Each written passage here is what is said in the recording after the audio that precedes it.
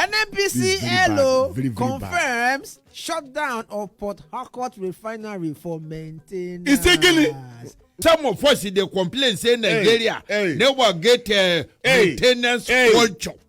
Now Nigeria want to get a maintenance culture. If not be so, my left hand this Monday. If Dangote Refinery here, how many times they don't shut down for maintenance? Question one. That you are maintaining something that you opened 6 months ago. Even motor that you buy new. Possible. They will tell you a number of kilometers 2 years before you can service it. In November last year, 2024, 1 billion, what you call it? $1.5 billion US only was spent on that refinery. Yes, please. Something where you spend that kind of money on. Now, you know, 6 months down the line, shut down for what did they call it? $1.5 billion was received from somewhere.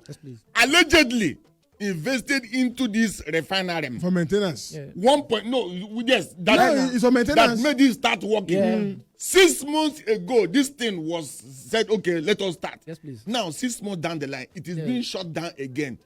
Do they feel that Nigeria don't need any explanation? Chook out. Wazobia 95.1 Wazobia.